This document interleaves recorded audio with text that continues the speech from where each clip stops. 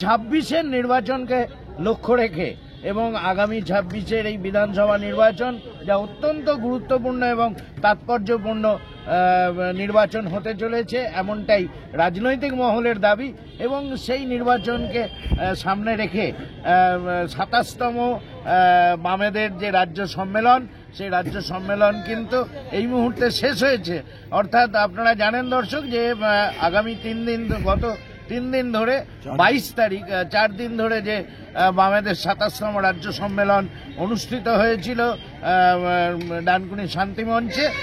গতকাল সেই শান্তিমঞ্চে অনুষ্ঠানের পর একেবারে প্রকাশ্য সমাবেশ আজকে ডানকুনি স্পোর্টিং ময়দানে অনুষ্ঠিত হলো এবং সেখানে যেমন কেন্দ্রীয় নেতৃত্ব তারা ছিলেন এবং পলিট ব্যুরোর সদস্য তারা ছিলেন এবং সেই সঙ্গে বামেদের যে বঙ্গ নেতৃত্ব তারাও ছিলেন এবং সেখানে কিন্তু আবার পুনর্নির্বাচিত হলেন মোহাম্মদ সেলিম। এবং সেখানে এই 27তম সম্মেলন কতটা সফল, আমরা যদিও দাবি করছে বামফ্রন্ট নেতৃত্ব যে এই 27তম সম্মেলন কিন্তু একেবারে সম্পূর্ণভাবে সফল এবং তার ইঙ্গিত পাওয়া গেছিল সকাল থেকেই। এই সম্মেলন মুখী জনগণ তারা কিন্তু একে একে এসেছেন এবং কেউ কেউ কালীপুর চণ্ডীতলায় তারা কিন্তু টিফিন করে তারপর তারা 12টার পর থেকে একেবারে মাঠমুখী।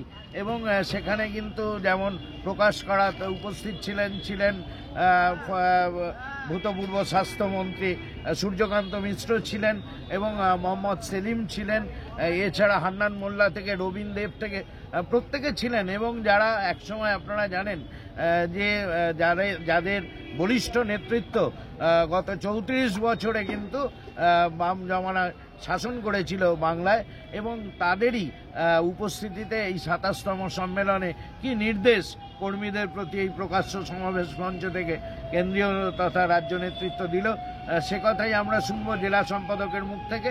এবং তার পাশাপাশি আপনাদের জানাই যে 26-এর নির্বাচনের লড়াই কিন্তু আজকের এই প্রকাশ্য সমাবেশ মঞ্চ থেকে শুরু হলো।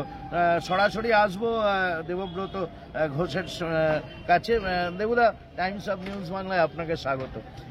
এই যে 27তম রাজ্য সম্মেলন, যেটা একক প্রচেষ্টায় আপনি দেখিয়ে দিলেন, যেভাবে টেকনিক্যালি এটাকে সফল করলেন, কি বলবেন, কেমন সাড়া পেলেন? না, এটা প্রথম কথা ঠিক না, একক প্রচেষ্টায় নয়, কাউকে একজন হাল ধরতে হয়, সামনে থাকতে হয়, কিন্তু প্রচুর তার সহযোগী দরকার হয়।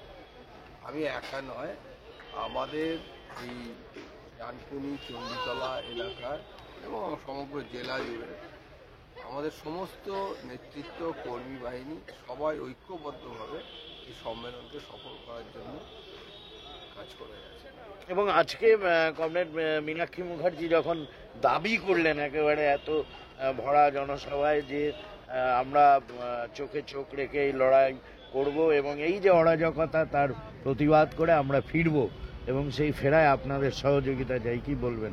আমরা তো লড়াই করছি, আমরা হারি জিতি যাই পাই না কেন, আসন পাই না পাই, এমন একটা ঘটনা আছে পশ্চিমবাংলায় যে ঘটনায় আমাদের কোনো ভূমিকা নেই, আমাদের কোনো লড়াই নেই, আমাদের কোনো প্রতিবাদ নেই, আমরাই তো লড়াই করছি, আমরাই তো সংগ্রাম করছি। হয়তো টিভিতে আমরা না থাকতে পারি, খবরের কাগজে আমরা না থাকতে পারি, থাকবো না আমরা, কারণ খবরের কাগজ যারা চালায়, টিভি যারা চালায়, তাদের আমাদের পক্ষে দেখানো মুশকিল আছে।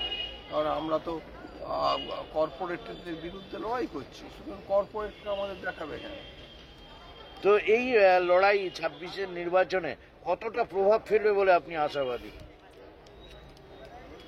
কোন লড়াই? এই যে আজকের যে লড়াই আন্দোলন, আপনারা লড়াই আন্দোলনের মধ্যে দিয়ে উঠে আছে। 26-এর লড়াইটা সবটা নয়, প্রথমে বুঝতে হবে আমরা 26-এর লড়াইয়ের জন্য আমাদের সম্মেলন নয়, কিন্তু ঘটনাক্রমে এবার সম্মেলন, সামনে এবার 26টা, কিন্তু আমাদের পার্টির একটা ইনার পার্টি ডেমোক্রেসি যা আছে সেই অনুযায়ী প্রতি 3 বছর অন্তর আমাদের কনফারেন্স হয় এবং সেই কনফারেন্সে আমাদের যেমন আগের কনফারেন্সে যে সিদ্ধান্ত গ্রহণ করা হয়েছিল সেটা কতটা আমরা ইমপ্লিমেন্ট করতে পারলাম, কোথায় আমাদের দুর্বলতা, কোথায় আমাদের ব্যর্থতা, সেটাই যেমন আলোচনা হয়।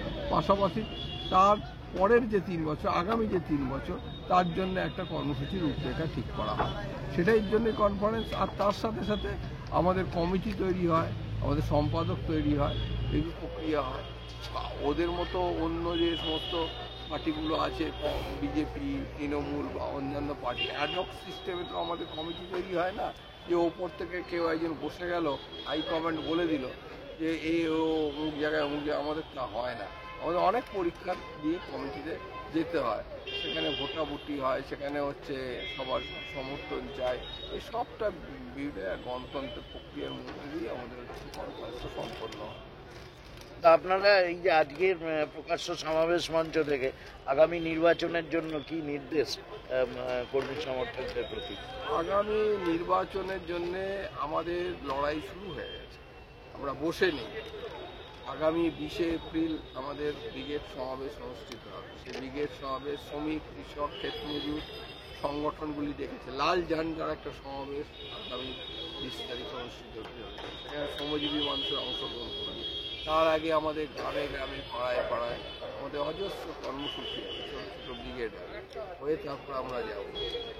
এখন থেকে আমরা ধারাবাহিকভাবে মানুষের সাথে সম্পর্ক, গণসম্পর্ক গড়ে তোলা, আমাদের লড়াই আন্দোলন সংগ্রামের তীব্রতা আরও বৃদ্ধি করা, এসবের মধ্যে দিয়েই যে আমরা নির্বাচনের জন্য প্রস্তুতি গ্রহণ করছি। অনেক অনেক ধন্যবাদ আপনাকে। একেবারেই তাই, যে আগামী 26-এর নির্বাচনকে সামনে রেখে আজকে যেভাবে প্রকাশ্য সমাবেশ মঞ্চ থেকে যেভাবে জনসংযোগ গড়ে তোলার যে উদ্যোগ, সেই প্রকাশ্য সমাবেশ মঞ্চ থেকে তারা নিলেন এবং সেভাবেই কিন্তু আগামীকাল থেকেই তাদের যে কর্মসূচি সেগুলো শুরু হয়ে যাবে।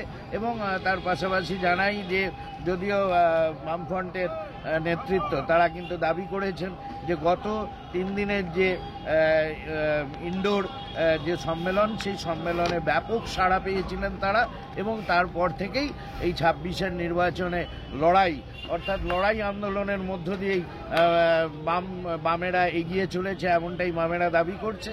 এবং পাশাপাশি বিরোধী এবং শাসক দল তারা কিন্তু এই সম্মেলনকে, যেমন বিজেপির দিলীপ ঘোষ প্রাক্তন সভাপতি, তিনি কিন্তু বৈদ্যবাটির এক সাংবাদিক সম্মেলনে বলেছেন যে বামেদের যে রাজ্য সম্মেলন তাকে কটাক্ষ করে বলেছেন গরুর গাড়ির হেডলাইট। কিন্তু আজকের এই সমাবেশ মঞ্চ থেকে মীনাক্ষী মুখার্জি বলেছেন যে না, আমরা এই লড়াই আন্দোলনের মধ্য দিয়ে, প্রতিবাদের মধ্য দিয়ে আমরা 26-এ ফিরব, এমন আশা এবং উৎসাহ কর্মীদের দিয়ে মনোবল বাড়িয়ে দিয়ে গেলেন। এবং পাশাপাশি দেবব্রত ঘোষ জেলা সম্পাদক ও রাজ্য কেন্দ্রীয় মণ্ডলীর যে সদস্য দেবব্রত ঘোষ জানালেন যে 26-এর জন্য লড়াই আজকের এই সমাবেশ মঞ্চ থেকেই শুরু হয়ে গেল। এখন এটাই দেখার যে 26-এ এই বামফ্রন্ট কীরম ফল করে, কারণ শূন্যকে পাত্তা দিতে নারাজ তারা, শূন্য থেকেই সব কিছু আবার নতুন করে তৈরি হয়, এমনটাও জানালেন Mohammad Salim. Arup Maitra, Times of News Bangla, Dankuni, Hooghly. খবরটি নিবেদন করছেন চণ্ডীতলার আরোগ্য নিকেতন নার্সিংহোম। ন্যায্য মূল্যে সঠিক চিকিৎসা ব্যবস্থা পেতে আজই যোগাযোগ করুন এই নার্সিংহোমে। এই খবরটি নিবেদন করছেন সৌজন্য সাবস্পিকার ফুডস, ডানকুনিতে খাদ্য রসিকদের জন্য সেরা ঠিকানা। একই ছাদের তলায় পেয়ে যাবেন বিরিয়ানি থেকে রোল, চাইনিজ থেকে কন্টিনেন্টাল।